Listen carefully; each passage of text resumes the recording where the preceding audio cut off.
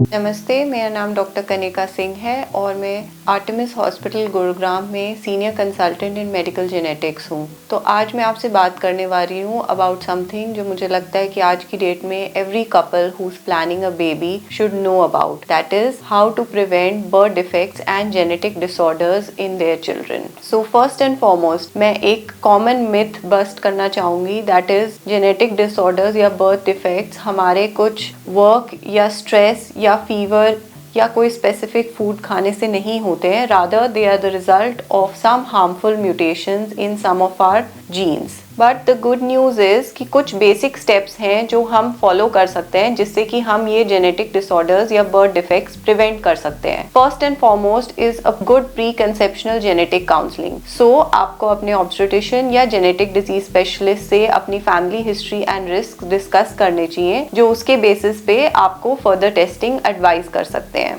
Second is you may have heard the test like couple carrier screening test. So basically ये test करे जाते हैं to see कि both husband and wife same gene के carrier तो नहीं है। सो लेट अस अंडरस्टैंड कि कैरियर होने का मतलब क्या होता है। बेसिकली हमारे अंदर जितने भी जीन्स हैं दो कॉपीज में हैं, एक हमें अपने मदर से मिलता है, एक फादर से मिलता है। सो अगर हमारे दोनों जीन की कॉपी में से एक जीन की कॉपी खराब है और दूसरी नॉर्मल है तो फिर हम उसके कैरियर होते हैं और हमें उससे रिलेटेड बीमारी नहीं होती है। लेकिन अगर बाय चांस दोनों husband and wife same gene के कैरियर हैं तो बच्चे में चांसेस होते हैं कि अगर बच्चे में कोई भी नॉर्मल कॉपी ऑफ जीन नहीं जाती है तो बच्चे को उससे रिलेटेड बीमारी हो सकती है, जैसे कि thalassemia, cystic fibrosis, spinal muscular atrophy etcetera. Third, there are some test जो हम प्रेगनेंसी में करते हैं such as non invasive prenatal screening test. जैसा कि नाम बता रहा है, it is a non invasive test, मतलब कि ये मदर के ब्लड सैंपल से ही हो जाता है by a very sophisticated technology. जो मदर के ब्लड में एक स्मॉल अमाउंट ऑफ बेबी का डीएनए सर्कुलेट हो रहा होता है उसको डिटेक्ट करके कुछ कॉमन क्रोमोसोम की abnormality such as trisomy 21, trisomy 13, 18 और कुछ माइक्रो डिलीशन सिंड्रोम्स बता सकती है। इंपॉर्टेंट ये है कि जो इन्वेजिव टेस्ट हैं जैसे कोरियोनिक विलस सैम्पलिंग, एमनियोसेंटेसिस, इनको हम तभी रेकमेंड करते हैं जब बेबी में जेनेटिक डिसऑर्डर होने की संभावना काफी हाई होती है, क्योंकि इसमें थोड़ा सा मिसकैरेज का रिस्क रहता है। सरप्राइज्ड होंगे जान के कि American College of Obstetrics and Gynaecology अब बोलता है कि every pregnant woman can opt for non invasive prenatal screening early in pregnancy because it has a much higher sensitivity and accuracy than usual test like double marker.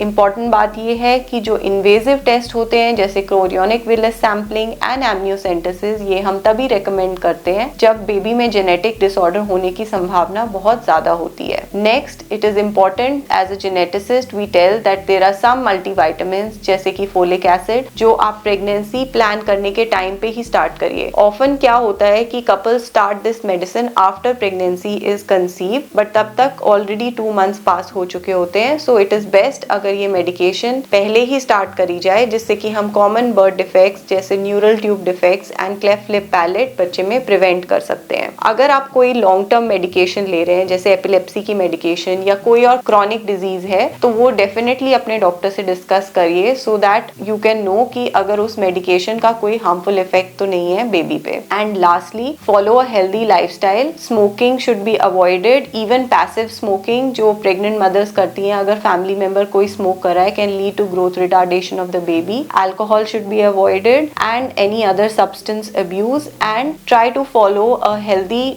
Diet and avoid junk and processed foods. सो दोस्तों, basically ये कुछ steps हैं जो हम कर सकते हैं to prevent genetic disorders and birth defects in your children. अगर आपकी कोई स्पेसिफिक फैमिली हिस्ट्री है या आपकी फैमिली में कोई बच्चा या बड़ा है जिसको कोई पॉसिबली जेनेटिक डिसऑर्डर है, then definitely you should seek specialised advice. For more advice you can contact me on number given below and please follow and subscribe my channel for my upcoming videos.